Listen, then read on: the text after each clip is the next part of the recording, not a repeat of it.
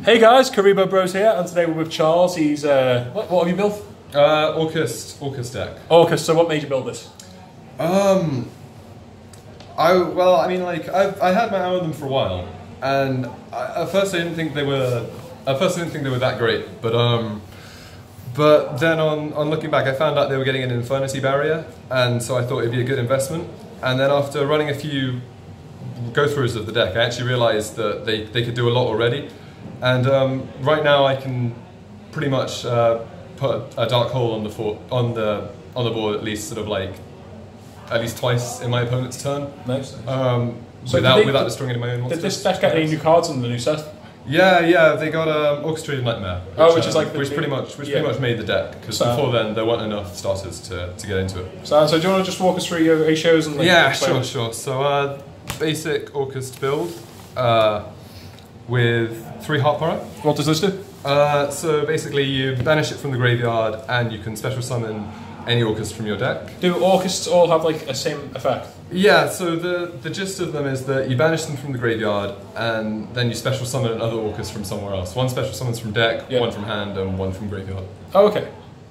So so this guy special summons from deck, then I play 3 Orcust Symbol Skeleton. Is this one of the new cards? No, this was one of the original ones. Oh, okay. This guy, you banish him from graveyard and then you special summon another one from graveyard. And then I play 2 Brass Bombard. This is the one from hand. You probably want to see him the least, because in the late game he really doesn't do very much. But it's definitely worth running 2, because on turn 1 you can banish him from your graveyard, and then you've got an easy way to get multiple guys out of your hand if you've not got a great hand.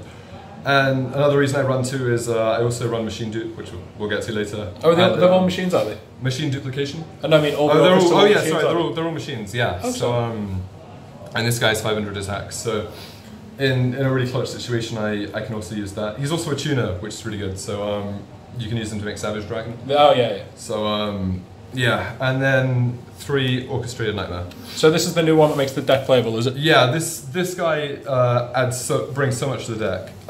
You almost wouldn't have thought it by his effect. It's almost quite simple. It's just you banish him from grave, and then you Foolish an Orcust, from deck, which is nice. But the real reason this is so good is because he's a nightmare, and that means that there are so many more ways you can get access to him on turn 1, and once you've got him on the board and basically any other card, you can start off all your plays. So So these cards all banish themselves from the graveyard, is it? To activate effects. Yeah. So turn 1, do you just like T-set pass? Do you just set the monster in defense and pass, or? Oh, I mean, like only if you bricked horribly. So that's what I mean. Like, so if they all resolve in the graveyard, how do you get effects? That was basically what people were doing before this guy came out. Okay. But now the main sort of thing that you sort of do is you Turbo Nightmare Mermaid, and then you can get this guy out, and then once this guy's out, you link him away, make the basic Orcust Link monster the Link 2. Sorry. So you make this, yeah, and then from there you can banish him from grave and send Heart Horror. Yeah, and then you've got Heart Horror and grave, banish that from grave, and each one fuels the next one. Each one fuels the next one. So it snowballs and they can exactly, yeah. But it all really hinges on you being able to basically make a nightmare and again get out this guy turn 1. Fair play. So I also play 1 World Legacy World Wand. It's a target for Summon Sork, but otherwise I don't want to see that, so that's why I only run 1 of them. So it's a yes, Sam, but what does it do then? Okay, so it's not an Orcust monster, but it might as well be. You banish it from graveyard, and then you can select one of your banished Orcust monsters and summon it to the field. So basically, each time you activate their effects, they banish as cost. So you get to recycle after a while, you're going to have quite a lot in your banished zone, and this basically just gives you 1 more cards to act as an extender. Nice. Okay, so that basically is all for the main deck Orcust monsters. I also run 3 Nightmare Ribley. So these have recently gone up. Were they about £20 each, or are they a bit more? Oh, more than that. Last I checked, they were about 30. 30? Yeah. Christ, I'm only went down to about £7. Yeah, no, they used to be nothing, but because you'd only play them as a one-of in Goki. But now this card is so good because you want to see this turn one really, and you just normal summon it and then go into Mermaid. Oh, okay. And then from Mermaid you discard a card, usually an Orcust if you have one in hand. And then snowball their effects. Yeah, and then you get Nightmare Orcust, and then yeah. Nice. So yeah. Okay.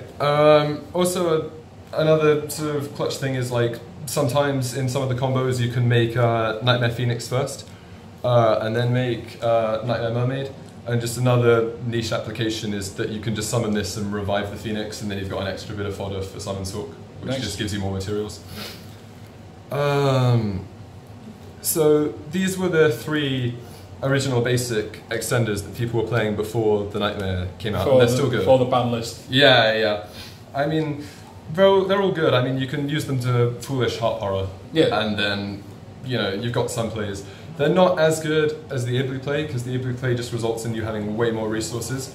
But they're still definitely good, and you want to have as many cards as possible to get your effects off on turn 1. So do you play a Rotor as well? To get to these as quickly as you can? I'm not running Rotor, I cut it actually, just because these guys are the only real targets for it. And yeah. I don't know, I could run it, but I'm happy with my build at the moment, to be honest. Because I've also got something else which can help me make Nightmare Mermaid turn 1, and that's so we played Sky Striker, Mobilize Engage, and Hornet Drones. And this is just to make Phoenix. Yep. And then Nightmare Mermaid, and then from there you're golden. If you have an Ibli in hand as well, obviously this wouldn't use up your normal summon. So once you've sort of made Mermaid, you can summon Ibli and get back Phoenix. So it just gives you more stuff to work with. What decks has this got a good matchup against? To be honest, I'd say it has a good matchup against pretty much everything except Altergeist. Oh, okay. That's the only thing that I've had a bad matchup against. Well, so far had, but Sky Strikers, it pretty much dominates them because you can make Longesu, which is the Link 3, and point him towards the Sky Striker zone, and then where the links are going to summon, and you can just keep getting rid of them, which is pretty nice. Anything which wants to just sort of summon a whole bunch of monsters, like I said, I'll get to that later, but you can dark hole the field in your opponent's turn, and that's really useful. So the fact that you can do that multiple times is really great against anything that's going to summon lots of things. Also, because pretty much everything I'm running except for the Nightmares is dark, I also run Gozen Match, so that's also pretty good at just stopping a whole load of decks turn 1. Sounds. Okay, so I also play these for the Orcust spells, the field spell. Their field spell, yeah. Einsatz and 2 return.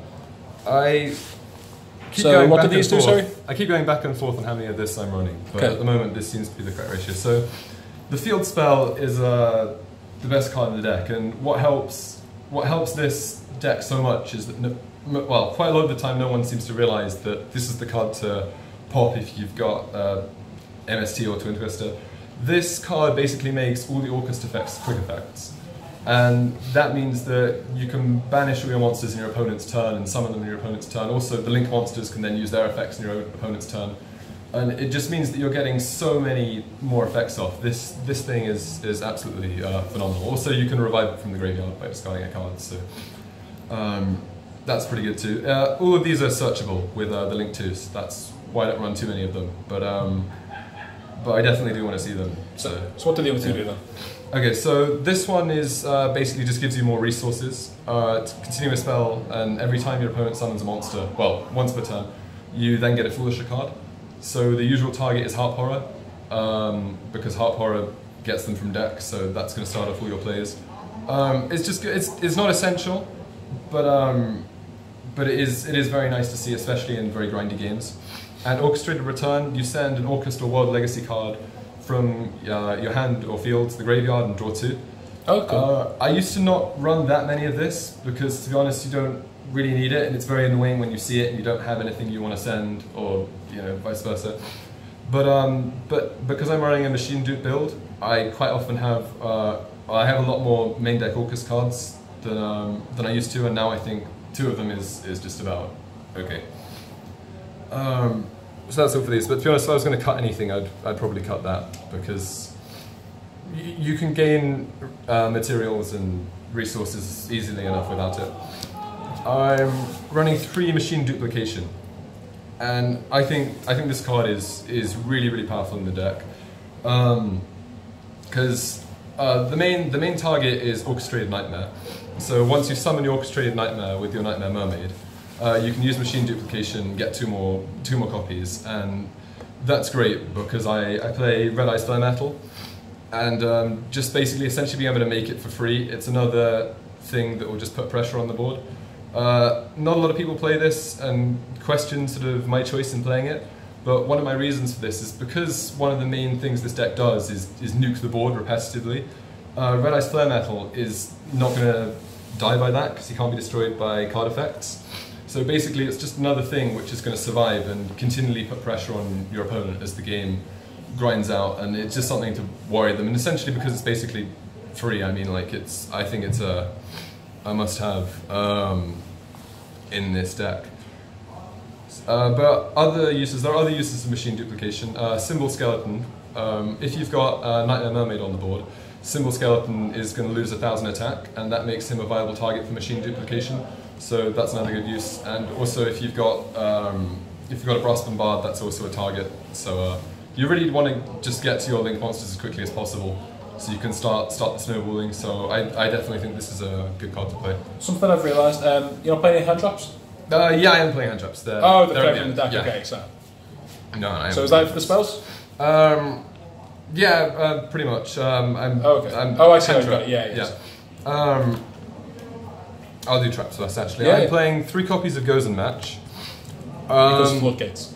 Yeah, I mean, it really just shuts down a lot of decks, particularly the decks that this deck has a bad matchup against, like Altergeist. So that's always good. But to be honest, another great application is because you're playing Ibli, you can give your opponent the Ibli and then flip a Gozen Match on them. And they're stuck to stay with darkness. And yeah, well, they're stuck into darkness, and they can only link summon for special summons. And there's just you've limited what they can do so much. And when you've got a Flare Metal on the board as well, they're also considering how they can play around the Flare Metal and how they can play around your Dark Holds that you do with the Topological Bomber Dragons. So I think that's pretty good. For hand traps, I'm running 3 Ash Blossom. In before the common reprint? In before the common reprint? Oh yeah, I mean, yeah. I mean, they're going to be cheap, so still pick them up. Probably still be a £5 common, to be honest. Maybe, but I mean, like, they're definitely worth the £5. It's worth. Oh yeah. I mean, it was worth the £80 when it was £80. Yeah. So I mean, like, the fact that it's going to be £5, no question. And also Cool by the Grave. And the reason I'm running Cool by the Grave is that quite often you've got a way to make Platinum Mermaid, but if they negate it with an Ash Blossom or something like that, it can really screw you. And you really need to start snowballing fast, because sort of like in those first few plays you're going to make, often if they negate it, you're really completely sort of stuck. So Cool by the Grave is also a must-have. So is this a 40 card main deck? That's a 40 card main deck, yeah. So just quickly show us the extra deck. I know you talked about some of the cards. Yeah. So the people that are not actually watching this video, I'm playing 2 Orcust Galatea. So this is the Link 2, of course, yeah. This guy is the Link 2. She returns one of your banished Orcust monsters to the deck in order to set a spell and trap from the deck. At the moment, the main target is Tower of Babel, the field spell that makes them quick effects, just because you want to see that all the time. In the next pack that's coming out, they're getting Orchestrated Climax. That's basically a trap that can negate anything and banish it. So the plays might change slightly when that's released, because that's a phenomenal card. And also it's a Rotor in the graveyard. I'll be sure to get your updated deck profile. It's really good. Yeah. But for now, Tower of Babel. And if you've got Tower of Babel, just choose one of the other ones. It's fine. 2 Lungesu. So, I forgot to mention that if this card is linked, it can't be destroyed by battle. Okay. And for this one, if it's linked, it can't be destroyed by card effects. That's not so important for Galatea, but for Lungesu, that's amazing. because what you do is you link him to a topological bomber dragon, and then he's immune to the destruction from topological bomber dragon. Oh, that's pretty nice and so yeah, so it just keeps him on the field. Also, anything he points to, he can shuffle 2 Orcusts that are banished back and send it to graveyard. Oh, it's just to help you bring back the resources. Yeah, it's good to sort of point it to your opponent's extra monster zone, just so if they summon anything, you can get rid of it, essentially. But yeah, just that's basically how that's used. And then 2 copies of Orcustrion. It rarely comes up that I need 2 copies of it, but sometimes in really grindy games, particularly in the mirror match, it's really good. All of the Orcus can come back from the grave by banishing Symbol Skeleton. So so yeah, you really don't need to sort of play more copies than that, but sometimes it's just good to have two on field at once, just for added pressure. When this one is linked, it can't be destroyed by battle or card effects, so it's also immune to the dark holing. And you can also shuffle 3 Orcus from your banish back into your deck, and you can negate the effects of your opponent's linked monsters and also reduce their attack to 0. So that's pretty good when it comes up. But again, that's another thing that I found that it's mainly in the mirror match. Longus is your main guy, which you want to make. So 1 copy of Summon Sork. Just a staple for every deck. Yeah, it needs it. It's a combo extender.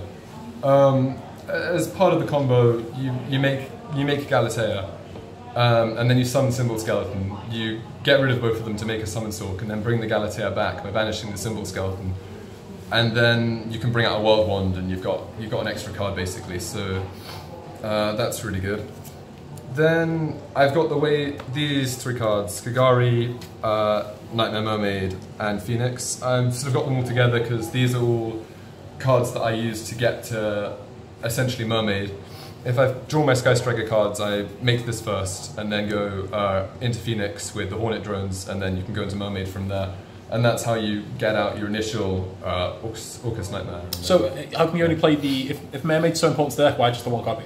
At the moment I've cut it due to space, but I'm considering more copies. It doesn't come up that often, because I've kind of built this deck such that if you're sort of losing, I don't really like building decks that can sort of like, the purpose is to come back from losing. Yeah. I think it's better to just have a deck that just sort of like does what it's meant to do and works in the first place. And in normal circumstances, you're only really making Mermaid on turn 1. Sometimes in the late game, if everything's going horribly, you draw an Ibli and you're like, oh, I wish I could make another Mermaid and do my plays again. But to be honest, so far that hasn't happened enough for me to want to run 2. If I cut something at a later date, then I'd probably run 2, and maybe another Nightmare as well, like a Unicorn or something. But I chose Phoenix just for simplicity, really. Back row removal, and if it's can't be destroyed by battle, so yeah. I mean, the back row removal rarely comes up. Occasionally, if you're going second and someone's like stupid enough to sort of like activate a floodgate, which you can get rid of with Phoenix, then maybe. But I mean, it doesn't come up that often. Now for the big boys. Now for the big boys. I run Boral Sword, Borreload, and Boral Savage Dragon. Nice. I mean, these are just staples. You always want to run them. I mean, this just because you've got access to it at almost any time, given how many monsters you make. This because it's great against certain matchups. I don't think enough needs to be said about this. Borreload as well, so yeah. it helps itself. Yeah, exactly. Borreload Savage Dragon. The way you make this is you can make it really easily because you can pretty much put any of your Orcust monsters on the board at any given time, provided that everything's going correctly. And the Brass Bombard is a level 1 tuner, and Orchestrated Nightmare is a level 7 monster. So it's very easy to make this any given time, because you will have a lot of links in the graveyard. I mean, at the very least, Galatea will be in there, but if not, you'll have the link 3 or the link 4, and then you've just got 4 negates, and that's really powerful. Last card in the extra deck is... Two last cards. 2 last cards. These are like the MVPs, really, because I mean, like this guy, I always make him if I've got machine dupe, and it just puts so much pressure on your opponent. Just because, I mean, I think the reason a lot of people think this isn't great is because a lot of decks or Red Eye's deck sort of like used to like aspire to make this and then just sort of like sit there on it. That's not really why this is here at all. This is just here because it's just with the addition of one machine dupe, I can bring it out and sit it in the corner. It's immune to being destroyed by this guy's effect and just sits there and just causes so much pain. Topological Bomber is amazing. If you want to make this on turn 1, if possible, every single duel, and provided that you open one of the 10 cards that sort of like extend your combos and you don't get hit with any negations, then you will be able to make this. And then from there, in your opponent's turn, you can pretty much, you always have at least 2 opportunities to use it. Once by banishing Heart Horror to summon one from deck, and then normally the target is Symbol Skeleton or Nightmare. And then once that goes, you've got another target. And if you've got a Brass Bombard in one in hand as well, then that's 3. So that's really good. So like, we'll quickly speed through the side deck because we're on 20 minutes. Okay. 3 Infinite Impermanence. Standard. It's just a great card. 3 Evenly Matched. Sorry. It's alright, don't worry. So just very standard side deck card so far. 3 Lancia. Is that, what's that for? Is that just so you don't play? There's quite a few things that it's good against. It's amazing in the mirror match. Oh, okay. Oh, of course, that Orcust mirror match. Yeah, the Orcust mirror match is one of the most awful things on the planet. Is it actually? It's very, I mean, I've played games where the whole 40 minutes has been like the first 4 turns. Oh, okay. Just because if both of you go off, everything's a quick effect, and you probably have like at least 3 or 4 quick effects to activate. So you get ridiculous chain links where everyone's trying to out chain link the other, and it's just a huge pain. 3 Eradicate Epidemic Virus. So which one does this do? Is this spells and traps? Yeah, spells and traps. The target for this is Longesu because you can make him really easily, and it's very good against Altergeists and Sky Strikers as well. Just because you completely get rid of all their resources, and Longesu can come back as many times as you want, so it's no hard thing getting rid of him. And then 3 copies of Twin Twister. Very standard. Again, very stock standard again. Yeah. So. Quickly before we end the video, are you going to play this deck at any regionals, or is this just something to have fun with at locals? Oh, I definitely play this upcoming regionals. I think it's good enough. If you top this, I'll be a very proud. I was surprised that only one Orcust build was in the last YCS, and it was very different to this. It was Boral Sword Turbo, which is also a great use of this. But this is more built to be a control strategy. And I think this will evolve better as time goes on when we get the negate. So. Well, when we get that negate, I'm going to get you back. We'll get the profile again. Anyway, thanks for that, Charles. Thanks for watching, guys. Please remember to like, comment, and subscribe.